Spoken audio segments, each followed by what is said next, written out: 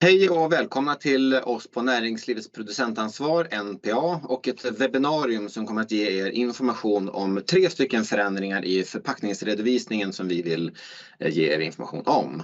Vi som kommer att prata idag, det är jag som heter Mikael Edenqvist och ansvarar för vår verksamhet producentservice här på NPA. Och det är Björn Andersson som är gruppchef på Näringslivets producentansvar och har mångårig erfarenhet av de här producentansvarsfrågorna.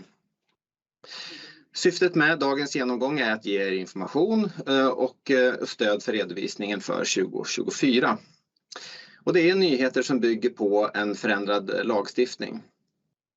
Vi kommer under presentationen att hänvisa till några länkar och de här ligger i det kundbrev som du hittade den här presentationen i.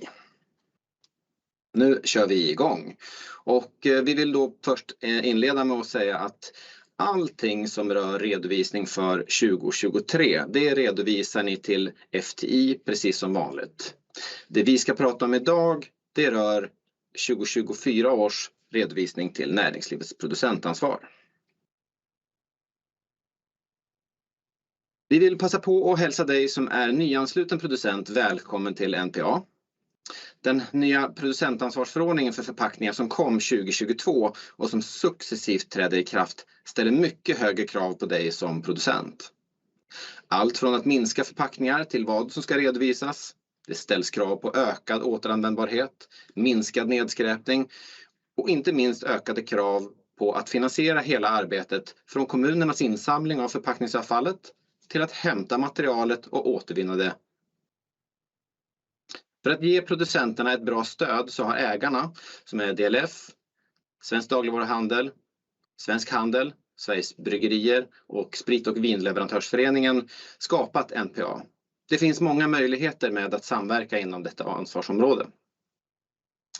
Vi på NPA är en garant för att systemet håller ihop och ägarna är garanten för att vi driver det. Så återigen välkomna till NPA. Nu kommer jag att lämna över till Björn Andersson som samordnar en stor del av vårt stöd till er som ska beskriva de 3 nyheter vi vill förmedla idag. Vi ses om en stund.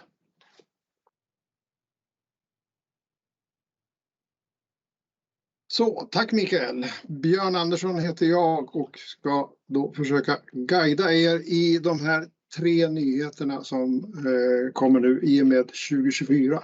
Först ska vi prata lite grann om fler förpackningsmaterial som ska redovisas till NPA. Sen tänker jag prata lite grann om de nya begrepp som förordningen använder sig av. Och tredje och sista jag kommer att prata om är den utökade differentieringen som nu införs från och med 2024. Så, och då tar vi den första nyheten i och med rapporteringen och redovisningen för 2024. Det är att alla material kan redovisas numera till NPA. Det vill säga det blir en förenkling för dig som redovisar. Det innebär till exempel då att glas som tidigare har redovisats till Svensk glasåtervinning nu redovisas till NPA istället då. Nytt är ju också att det är fler material som ska redovisas. Det har tillkommit trä, det har tillkommit förpackningsmaterial såsom textil och keramik och egentligen alla förpackningsmaterial som förekommer ska redovisas till NPA. Och det är ju då nytt för i år. Det är en förenkling, inte minst då när vi pratar om glas. Man kan göra allt på ett och samma ställe. Man går in i NPAs kundportal och gör sin redovisning. Utifrån vilka perioder man nu har, om man har månads- eller kvartalsredovisare då. Det finns några undantag ifrån vad som man inte behöver eller ska redovisa och det beskriver vi mera på våran hemsida eller man kan läsa samma sak också på Naturvårdsverkets hemsida då.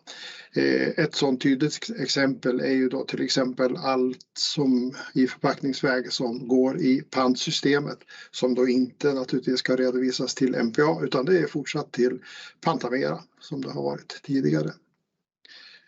Den andra förändringen och nyheten som jag vill berätta lite grann om, det handlar om de här begreppen. När vi nu redovisar volym till NPA så kommer vi först att välja vilken kategori det är. Är det privat bruk eller annat än privat bruk? Vi har tidigare under FDIs tid och ända sedan det här systemet började pratat om hushålls- och verksamhetsförpackningar. De nya begreppen som vi nu istället ska använda, det är just privat bruk eller annat än privat bruk. Men hur ska man då välja rätt? Ja, det finns ju exempel där det är enkelt, men det finns också en del som vi ser som lite mer utmanande. Och därför har vi haft under en längre tid och har en fortsatt dialog med Naturvårdsverket om att få ytterligare vägledning. Och de har själva också konstaterat att det fattas en del och de ska försöka göra den mer utförlig och lite mer tillgänglig. Och det kommer de att återkomma med dem. Det vi kommer att prata om nu, det är den informationen så som den ser ut idag, vad vi känner till. Och då kan vi börja med att titta på vad förordningen säger när den beskriver vad som är privatbruk. Då avser man ju då förpackningar som är avsedda för privatbruk.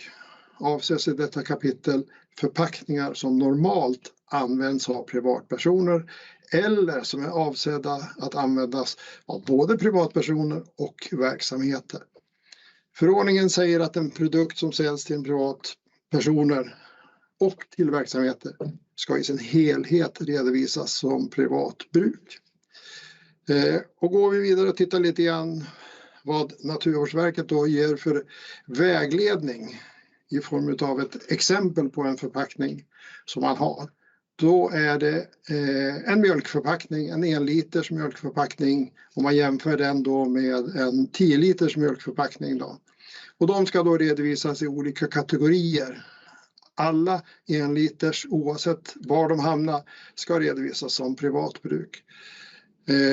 Medan då 10 liters förpackningen ska redovisas som annat än privatbruk. Och det är det enda exempel som vi har och lutar oss emot idag, och förordningens text förstås också då. Så vi ser ju ett behov av att få ett ytterligare förtydligande ifrån myndigheten och har ju därför, som jag sa, en fortsatt dialog. Och Naturvårdsverket har också sagt att man kommer att återkomma med mer vägledning, och det ska man göra innan den 25/1, vilket ju är då det datumet som gäller för att kunna börja redovisa i januari månad. När vi då ser på det här så måste vi ändå se att vi behöver här och nu göra en tolkning utifrån de förutsättningar vi har och den kunskap vi har. Den som jag precis har berättat om då. Och vår tolkning ser ut på det här viset att allting som tidigare har redovisats som hushållsförpackningar ska redovisas som privatbruk. Men sen finns det också då stora delar av det som tidigare har redovisats som verksamhetsförpackningar som också bör redovisas som privatbruk framåt, om man relaterar då till den här 1 liters mjölkförpackningen som i många fall har delats upp på de här hushåll och verksamhet tidigare då. Så detta baseras ju på att för förpackningar som i någon utsträckning säljs till privatpersoner så ska alla förpackningar redovisas som privatbruk. Och det är som sagt var den tolkning som vi gör utifrån den kunskap vi har så här långt då. Den tredje och sista förändringen som nu sker för 2024 är ju då att det blir en utökad differentiering. Om vi börjar med förpackningar då i plast som är för privatbruk, så går vi från att ha haft 2 nivåer till att gå till 3 nivåer. Syftet med differentieringen, det är ju att motivera er som producenter att använda förpackningar som i så hög utsträckning som möjligt kan vara materialåtervinningsbara. Det är nytt i den bemärkelsen att också nu är det ett lagkrav att det måste vara differentiering på förpackningsavgifterna då. Och det gäller då inte bara det vi pratar om privatbruk, utan det gäller också annat än privatbruk. Och det är kanske den största nyheten, att det ni har varit vana att redovisa så som verksamhetsförpackningar, och då med det nya begreppet annat än privatbruk på en enda nivå, behöver ni nu fundera på Hur återvinningsbara är mina förpackningar i den här kategorin annat än privatbruk? Det finns ju de då 2 nivåerna då. För att förtydliga det och ge ett exempel som vi säger är enkelt och tycker vi tydligt. Det är ju då den transparenta streckfilmen som är väldigt vanligt förekommande. Den är på den gröna nivån, den är på den lägre. Medan om man har motsvarande med en svart streckfilm istället så hamnar man på den röda nivån. Så att här gäller det ju att tänka till på ett annat sätt och att inte rulla vidare av slentrian så som man har varit van att gjort tidigare, utan det kräver lite att tänka till. Stöd för er hur ni ska tänka, det hittar ni på den här länken som ni ser i bild på vår hemsida då, där ni kan se kriterierna för de olika differentieringsnivåerna för då plast och papper. Så, de 3 nyheter jag har gått igenom nu och pratat om, det är dels att vi kommer att kunna redovisa och rapportera alla förpackningsmaterial till MPA. Det finns en del nya förpackningsmaterial som jag nämnde också. Det andra jag nämnde, det var ju de nya begreppen privatbruk, annat än privatbruk, som vi nu kommer att jobba med istället för de tidigare hushåll och verksamhet.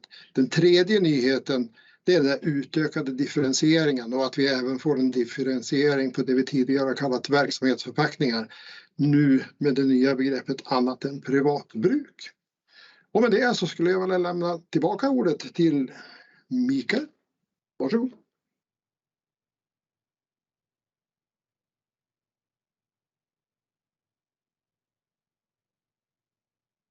Tack Björn för informationen om de här 3 viktiga nyheterna kring redovisningen för 2024. Det finns ju fler saker att hålla reda på i redovisningen som Björn var inne på, och de här finner ni i vårt stöd som består av medarbetare inom kundtjänst, materialspecialister, våra kundansvariga och information till nyanslutna producenter.